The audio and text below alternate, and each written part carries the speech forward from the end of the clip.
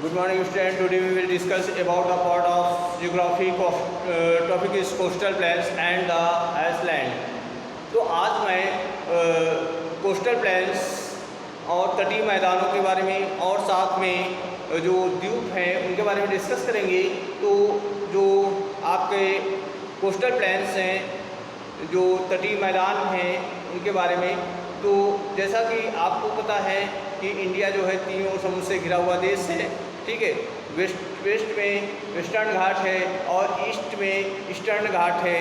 ठीक है, तो वेस्टर्न घाट में जो पेनिनसुलर प्लेट्यू है वो इसी से एक कोस्टल प्लेन से जो है इन्हीं तटीय क्षेत्रों से जुड़ा हुआ है एक सकरे रास्ते के माध्यम से, जिसमें से अरबियन सी और जो ईस्ट में है, जैसे मान लीजिए ईस्ट में है, ईस्ट में अरबियन सी है, अरबियन सी और साथ में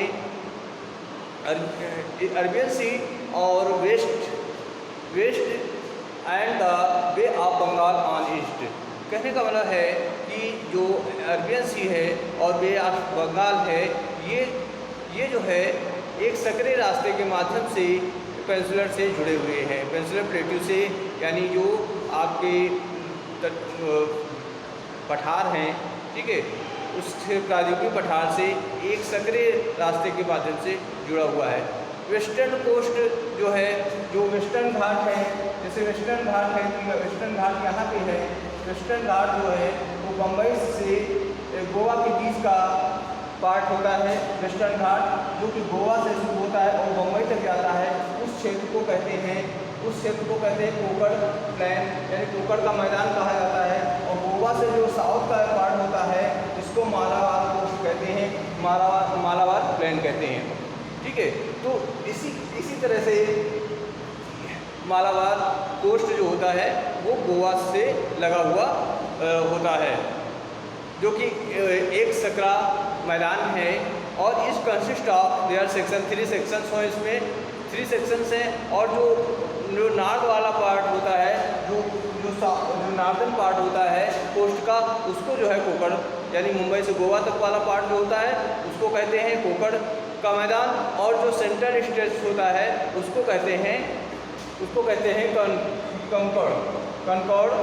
ठीक है, कंकड़ का मैदान।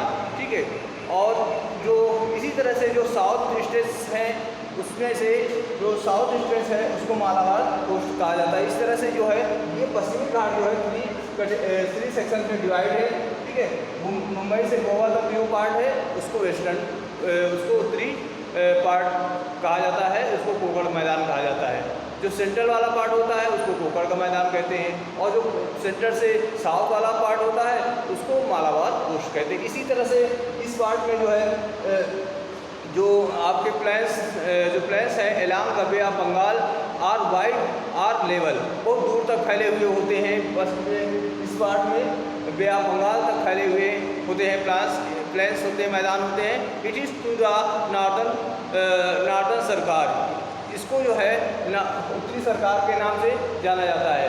और जो इसका साउथ वाला पार्ट होता है उसको उत्तरी पार्ट को उत्तरी सरकार कहते हैं, और जो साउथ वाला पार्ट होता है उसको कोरोमंडल कोस्ट कहा जाता है। इसी में से लार्ज जो रिवर्स हैं जैसे महानदी, गोदावरी, कृष्णा, कावेरी, ठीक है, ये अब यहीं पे अपना डेल्टा बनाती है। यहाँ पे एक लेक होती है जिसका झील है, जो चिल्का झील के नाम से जानी जाती है। ये इंडिया की सबसे बड़ी लार्जेस्ट झील होती है, और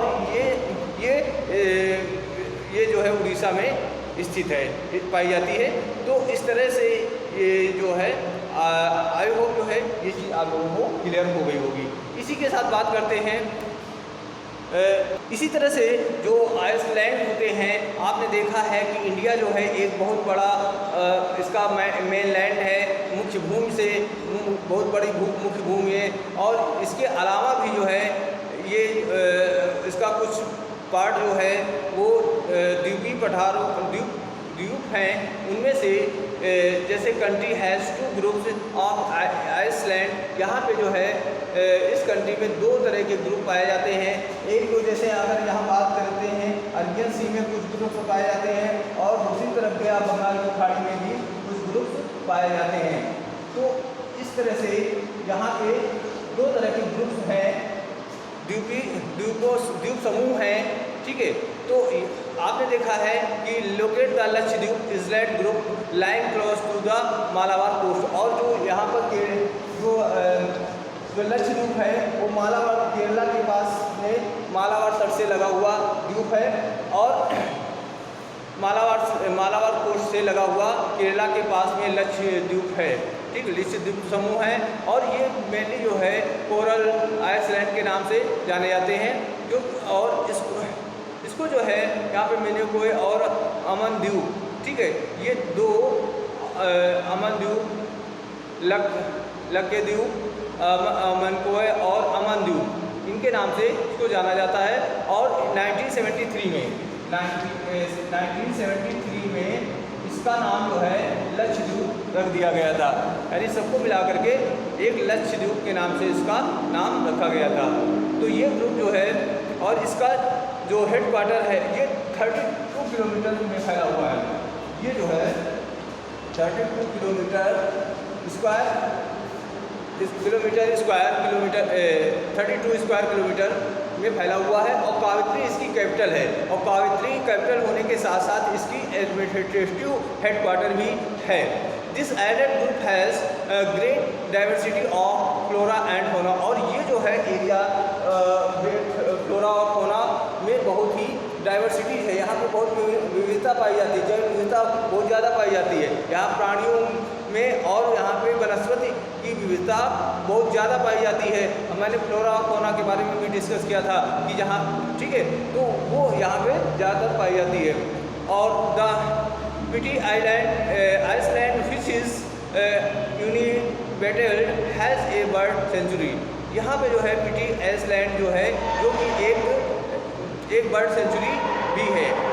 तो इस तरह से आपने देखा, now you see the elongated chain of island located in the bay of Bengal. इसी तरह से जैसे आपने यहाँ पे देखा वेस्ट में देखा, उसी तरह से ईस्ट में बे ऑफ बंगाल की खाड़ी में देख रहे हैं, यहाँ पर भी आइस ग्रुप समूह हैं या आइसलैंड ग्रुप्स हैं जो कि extended from north to south, जो नॉर्थ से साउथ में फैले हुए हैं।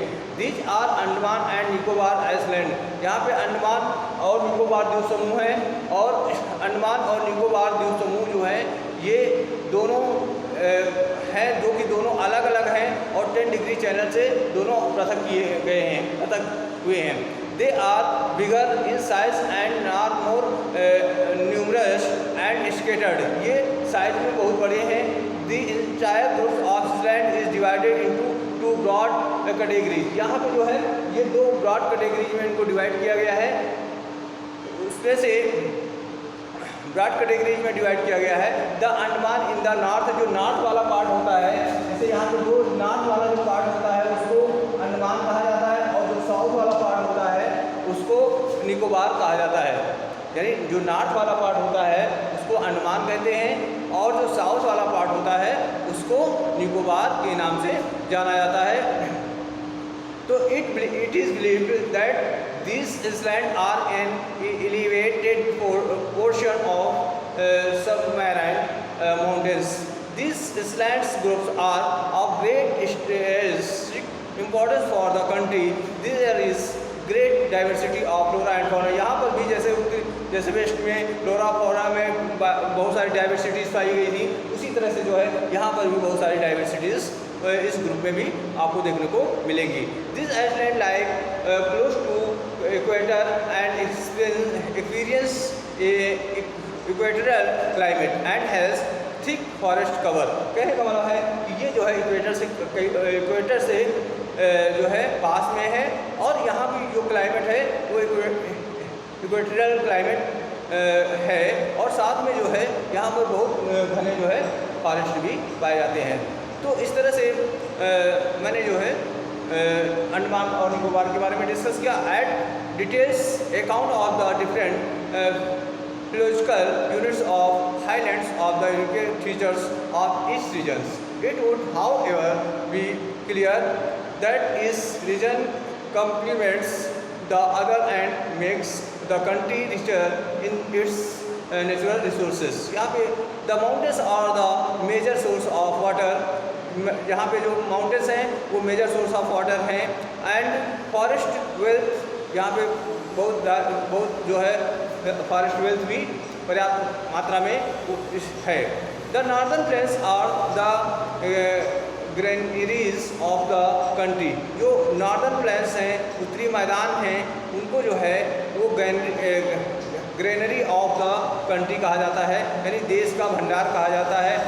दे provide the base for early civilisations.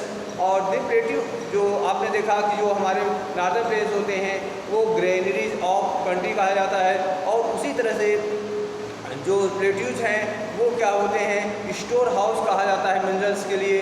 वो मिनरल्स के लिए स्टोर हाउस होते हैं क्योंकि यहाँ पे सबसे ज़्यादा मिनरल्स स्टोर है। Which has played a crucial role in the industrialization of the country. The coastal region and island groups provide sites of fishing. ये जो है आपके जो कोस्टल रीजन्स हैं और जो आइसलैंड ग्रुप्स हैं, ये क्या है, फिशिंग और पोर्ट एक्टिविटीज़ में ये जो है अपना ज़्यादा अपना रोल प्ले करते हैं। तो इस तरह से 10 diverse placed features of the land have evidence features possibilities of development. कहने का मतलब है कि इन सब चीज़ों में अलग अलग जो है उनकी फीचर्स हैं और अलग अलग वहाँ पे एक्टिविटीज़ भी होती हैं। तो आई होप जो ये सारी चीज़ें आपको क्लियर हो गई होंगी।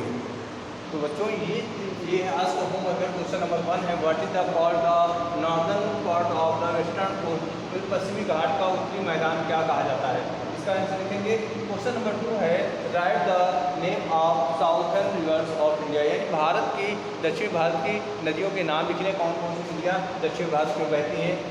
क्वेश्चन नंबर 3 है, what is the capital of Lakshadweep, Lakshadweep की कैपिटल क्या है। मैंने बताया था लक्षद्वीप की कैपिटल जो है कावत्री है, जो कि उसका हेडक्वार्टर भी वहीं पर है। तो आई होप जो है सभी क्वेश्चन के आंसर समझ में आ गए होंगे। अपने आंसर लिखें और सेंड करें। सभी बच्चे होमवर्क जरूर से जरूर सेंड कर दिया करें।